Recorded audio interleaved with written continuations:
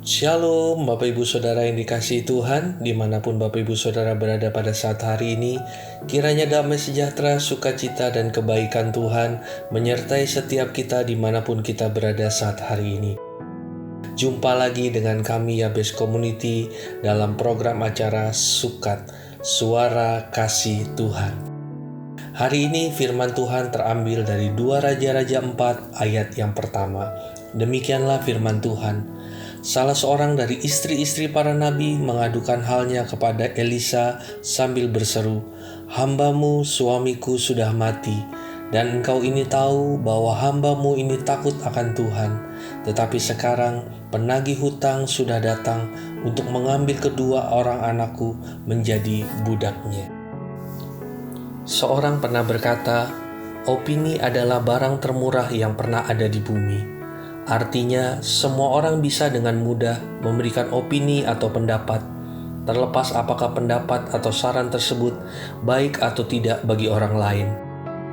Pendapat seseorang itu menentukan keputusan apa yang orang lain ambil ketika saran itu didengar olehnya. Suatu hari ada seorang jenderal ingin menyeberangi sebuah sungai yang berarus kuat, tapi ia ragu mengenai kedalaman sungai itu. Apakah ia dan kudanya bisa menyeberang dengan selamat dari sungai itu? Sang jenderal melihat sekelilingnya, apakah ada seseorang yang bisa memberikan pendapat atau saran mengenai arus sungai yang ada di depannya ini. Akhirnya ia melihat seorang anak kecil laki-laki dan jenderal pun meminta saran darinya. Setelah mengamat-amati sang jenderal dan kudanya dengan seksama, dengan yakin anak itu berkata, "Tidak masalah, Anda bersama kuda Anda bisa menyeberang dengan selamat." Setelah mendengarkan saran dari sang anak kecil, sang jenderal pun memutuskan untuk pergi melewati sungai bersama dengan kudanya. Sesampainya di tengah sungai, jenderal itu menyadari bahwa sungai itu sangat dalam dan ia bersama kudanya tidak bisa melewatinya. Dan jenderal itu pun memanggil anak kecil itu dengan meneriakinya dengan marah sekali. Anak kecil itu tersinggung dengan perlakuan sang jenderal karena ia sudah merasa bahwa ia sudah memberikan saran yang baik dan tidak berbohong. Saran itu diberikannya karena pengalamannya setiap hari melewati sungai itu. Maka tanpa merasa bersalah, anak kecil tadi menjawab amarah sang jenderal. Dia berkata, "Setiap hari kawanan bebek saya menyeberangi sungai ini, padahal kaki bebek-bebek saya lebih pendek daripada kaki kuda Tuhan."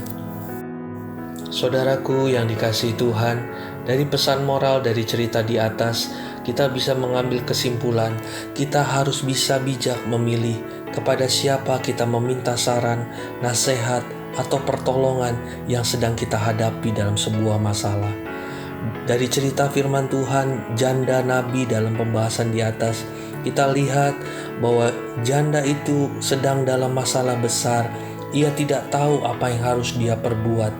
Sebenarnya dia bisa saja meminta saran, pertolongan, ataupun nasihat dari sahabatnya, dari tetangganya, kenalannya, ataupun siapapun. Tetapi janda itu melakukan tindakan yang tepat. Dia datang kepada orang yang tepat. Dia tidak melari kepada orang-orang yang lain, tetapi dia lari kepada abdi Allah, yaitu Elisa. Ketika kita menghadapi kesulitan atau mulai meragukan penyertaan Tuhan atau mengalami tekanan, datanglah kepada orang yang tepat. Temuilah hamba Tuhan, saudara seiman, atau orang-orang yang tepat yang bisa kita percayai untuk menguatkan iman kita dan lebih mengenal Tuhan dan mengalami kuasa Tuhan. Menemui orang yang tidak tepat bisa membuat kita mengambil keputusan yang salah. Ketika kita salah mengambil keputusan, maka akan ada harga yang harus kita bayar dari sebuah keputusan kita yang kita ambil. Saudaraku yang dikasihi Tuhan, kita boleh banyak memilih teman, dan dengan semua orang kita boleh berteman.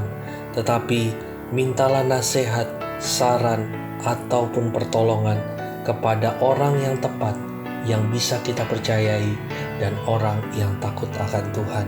Kiranya setiap keputusan yang kita ambil membawa kita untuk dekat lebih lagi dengan Tuhan. Kiranya renungan singkat ini memberkati Bapak Ibu di dalam kehidupan hari lepas hari. Tuhan Yesus memberkati. Shalom.